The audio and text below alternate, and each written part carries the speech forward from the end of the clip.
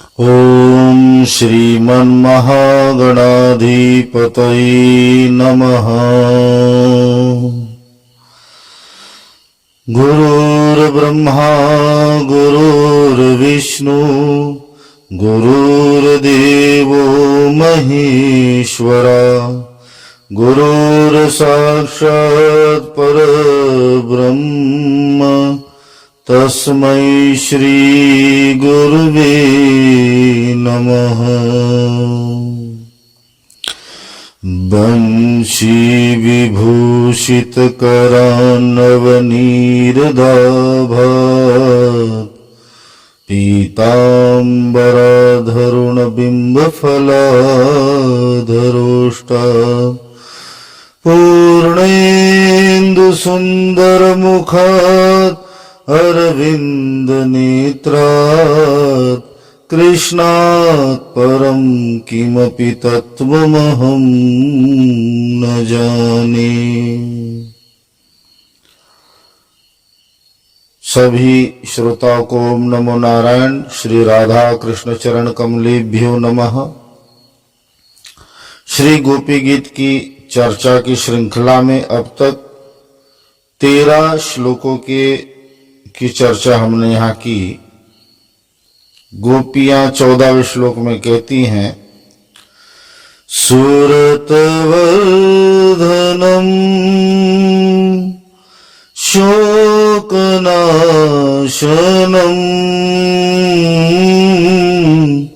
स्वरितवेणुना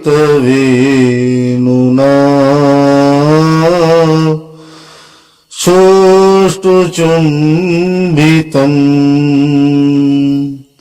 इतररागवेस्मारणं नृणां वितरवीरनस्तेन्द्रामृतम्। एक बार फिर, सुरतवर्धनम शोकनाशनम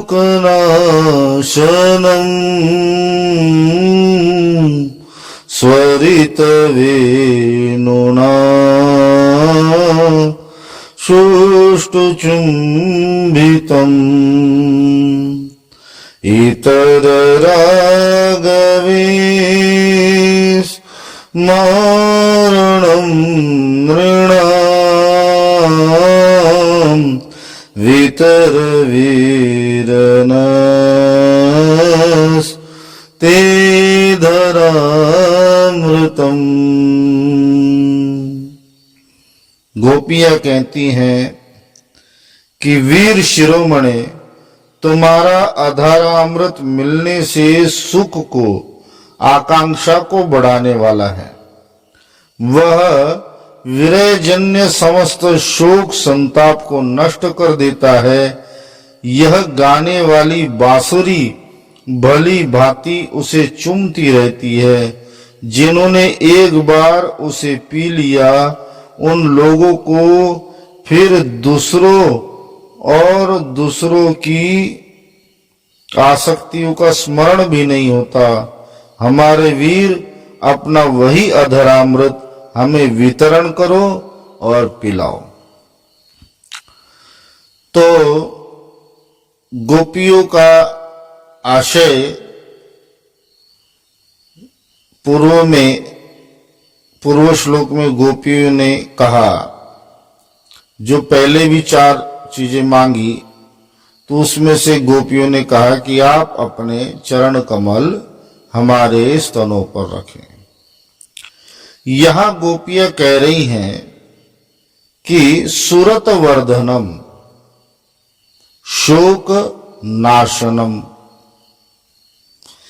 कि भगवान के अधरामृत की बात यहां गोपियां कह रही हैं कि ऐसा है प्यारे, हे वीर शिरोमणि, हे दयामयी, हम रोगी हैं। हमें आपके विरह का रोग अत्यंत पीड़ा दे रहा है और उस रोग को ठीक करने की औषधि आपके पास है। और ये औषधि जो आपके पास है ये बहुत प्रभावशाली औषधि है। तो आप, और भगवान कहते कौन सी औषधि, तो कहते वो औषधि है आपके अधरामृत की औषधि, आपकी अधासुरत वर्धनम, कि आपके अधरामृत की औषधि ऐसी है कि जितना भी वो अधरामृत हमें प्राप्त हो उसे और प्राप्त करने की हमारी आकांक्षाएं बढ़ती जाती हैं। इच्छाओं को बढ़ाने वाली, आकांक्षाओं को बढ़ाने वाली जो है ये अधरामृत की औषधि आपकी है। और ये औषधि ऐसी है जिससे कभी भी कोई तृप्त नहीं हो सकता। निरंतर इस अधरामृत रूपी जो आपकी औषधि है इसको प्राप्त करने के लिए आपके प्रेमीजन जो है सदैव ललायित रहते हैं। तो ऐसे ये आपका अधरामृत है।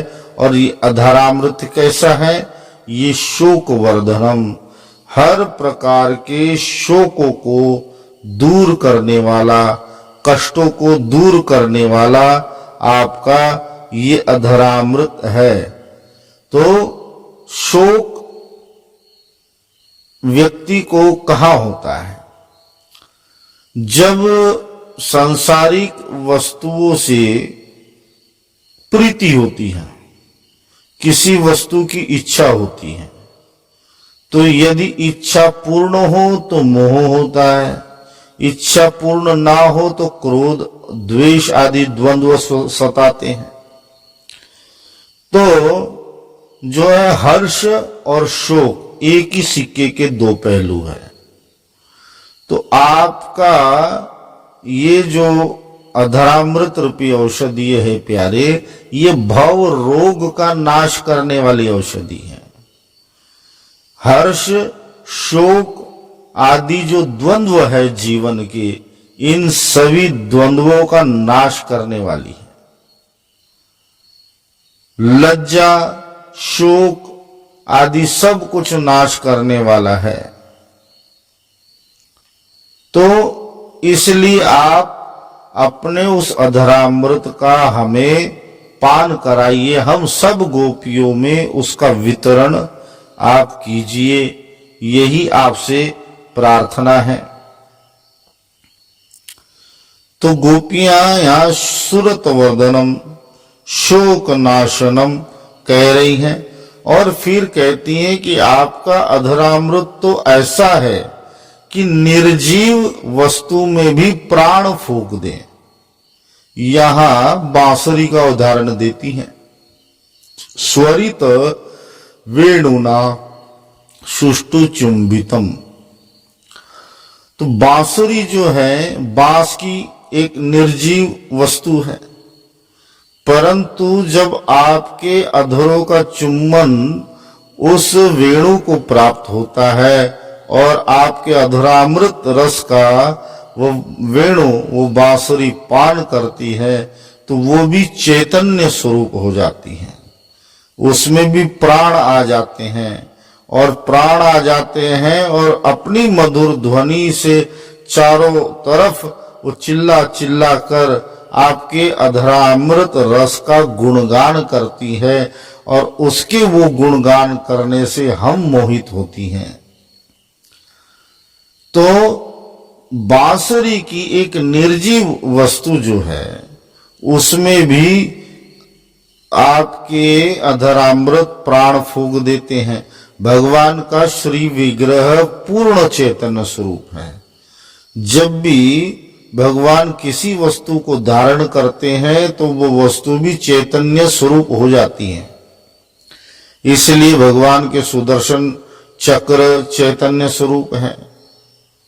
भगवान के जो शस्त्र, अन्य किसी राजा के शस्त्र, मनुष्य में जो राजाएं हैं, जो योद्धा हैं, उनके शस्त्र जो है चैतन्य रूप नहीं होते, वो कोई रूप धारण नहीं करते, परंतु भगवान के धनुष भी, भगवान के सुदर्शन चक्र भी, भगवान के जो है जो भी वस्तु भगवान प्रयोग करते, जिनका स्पर्श करते, वो चैतन्य स्वरूप हो जाते। तो ऐसी भगवान की जो बांसुरी है जो निर्जीव थी, परंतु जब भगवान के होठों का स्पर्श उससे हुआ, संस्पर्श उससे हुआ और अधरामृत का संस्पर्श भगवान के हुआ बांसुरी से, तो बांसुरी भी चैतन्य रूप हुई। और यही बांसुरी, इसी बांसुरी ने इस कलयुग में प्रेम रस भक्ति धारा का जो प्रचार प्रसार किया और भगवान के भक्ति का वो मधुर संगीत चारों ओर जो है प्रचार किया, वही बांसुरी श्री हित हरिवंश जी के रूप में अवतरित हुई और कृष्ण प्रेम की सरिता ऐसी बहाई कि जो है, तो गोपियों के कहने का तात्पर्य यही है कि हे गोविंद, जब एक निर्जीव बांसुरी आपके अधरामृत का पान करके सजीव होकर इतने मधुर संगीत उत्पन्न करती है, चैतन्य स्वरूप हो जाती हैं, तो हम भी आपके विरह में निर्जीव हो रही हैं। आपके विरह में जो है हमारे भी प्राण पखेरु उड़ने वाले हैं, तो आप अपने उस अधरामृत औषधि से हमारे भीतर आप पुनः प्राणों का संचार कर दीजिए। बस इतनी कृपा करिए कि हम सभी गोपियों में आप अपना अधरामृत रस वितरण कीजिए। तो सूरत वर्धनम शोक नाशनम, कि आपके अधरामृत ऐसा है, लालसा बढ़ाने वाला है, आकांक्षा बढ़ाने वाला है और सभी प्रकार के पापों को, तापों को, द्वंद्वों का नाश करने वाला है। ये इतना प्रभावशाली निर्जीव बांसुरी को भी चैतन्य स्वरूप प्रदान करने वाली ये जो है तो कहते इतर राग विस्मारणम। तो भगवान मानो कह रहे हो कि ठीक है, हम मानते हैं कि हमारे पास वो औषधि है, परंतु जब भी कोई वेद औषधि देता है तो जो है उस औषधि ग्रहण करने के कुछ नियम होते हैं कि कुपथ्य जो है उसका पालन करना चाहिए, कि औषधि लेने के लिए क्या त्याग करना है, क्या छोड़ना है। यदि मेरी औषधि प्राप्त करनी है तो संसार का मोह त्यागना पड़ेगा। तो यहाँ गोपियां कहती हैं कि आपके पास जो औषधि अधरामृत की है उसके लिए व्यक्ति को कुछ त्याग करना नहीं पड़ता, स्वयं सब कुछ छूट जाता है। सब राग, सारे मोह, सब इच्छाएं उस समाप्त हो जाती हैं। गोपियां कहती इतर राग विस्मारणम। तो आपके अधरामृत की औषधि ऐसी है कि किसी को त्याग नहीं करना पड़ता, स्वयं सब कुछ छूट जाता है। जिसे भी आपका अधरामृत प्राप्त होता है तो अधरामृत प्राप्त होने के पश्चात इच्छाएं जो है समाप्त होती हैं। हम तो गोपियां हैं, तो गोपियां हम जो है सदैव ललायित रहती हैं। आपके अधरों को देखकर जो है गोपियां ललायित रहती हैं कि अधरामृत प्राप्त हो जाए, परंतु यहाँ गोपियां कहते हैं नृणाम। नृणाम अर्थात पुरुष जन भी आपके उस अधरामृत को प्राप्त करना चाहते हैं। और इस श्लोक में जो बंशी, वेणु, ये भी पुल्लिंग है। तो पुरुष शब्द से जो है पुल्लिंग स्वरूप वस्तु का भी यहाँ उल्लेख किया है। गोपियां यहाँ कहती हैं कि जो पुरुष जन है जिन्हें राजपाट, धन, वैभव प्राप्त करने की इच्छा है, यदि उन्हें भी आपका अधरामृत प्राप्त हो जाए तो उनकी भी संपूर्ण इच्छाएं स्वतः ही नष्ट हो जाएगी और सांसारिक वस्तु को प्राप्त करने की इच्छाएं नष्ट हो जाएगी। जो है संपूर्ण द्वंद्व उसके नष्ट हो जाएंगे। तो ऐसे ये जो है केवल स्त्रियां नहीं, केवल पुरुष ने, जो भी आपके भक्त है, जो भी आपके प्रेमी जन है, जो भी रसिक जन है, उन सब को आपके अधरामृत की आकांक्षा है। अधरामृत भगवान का कई प्रकार से जो है भक्तों को प्राप्त होता है। तो भगवान के अधर से निकले गए शब्द भी एक एक अधरामृत है। भगवान की जो शब्दावलियां हैं, भगवान की वाणी है, जो भगवत गीता के रूप में हम सब जानते हैं, और यहाँ गोपियों के संग हास परियास में जो भगवान कहते हैं, जो ब्रज में जो भगवान ने अनेक प्रसंगों में जो कहा है, वो सभी भगवान का अधरामृत समझना चाहिए।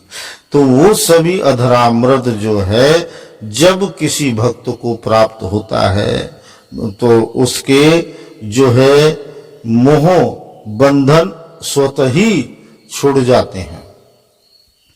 क्योंकि आज तो भगवान स्वयं तो अपना अधरामृत प्रदान करने के लिए आने से रहे, क्योंकि हमारी उतनी उत्कंठा नहीं है, हमारे भीतर उतनी तीव्र प्रेम योग, तीव्र भक्ति नहीं है कि भगवान स्वयं आए। तो भगवान का अधरामृत किस प्रकार हम प्राप्त करें? तो भगवान के द्वारा कहे गए वचन जो है अपने हृदय में धारण जो करें, उन्हें सुने, उन्हें पढ़े, तब जाके समझो कि भगवान का वो अधरामृत भी हमें प्राप्त हो रहा है, और उसे भगवान का अधरामृत समझकर ही ग्रहण करना चाहिए। तो इस प्रकार के भगवान का अधरामृत प्राप्त करने से संसार के जो राग है अपने आप इसका विस्मरण हो जाता है। संसार के जो द्वेष है, जो इच्छाएं हैं, वह स्वतः ही समाप्त हो जाती हैं। तो गोपियां कहती हैं कि हे प्यारे, इस प्रकार अत्यंत प्रभावशाली जो आपके अधरामृत रूपी औषधि है, तो इस अधरामृत रूपी औषधि को वितर वीर न ते अधरामृतम। तो हे वीर, हे दयावान, तो आप हम सो भी गोपियों के मध्य अपने उस अधरामृत को का वितरण कीजिए, और हमारे भव रोग जो है और हमारे हृदय रोग, हमारे विरह रोग को दूर कीजिए। यही आपके चरणों में प्रार्थना है। तो आज की चर्चा यहीं तक। एक बार फिर गोपियां कहती हैं, सूरतवर्धनम शोकनाशनम स्वरित वेणुना शुष्टुचुम्बितम् इतर रागविस्मरणं नृणाम् वितर वीरस्ते धरामृतम्।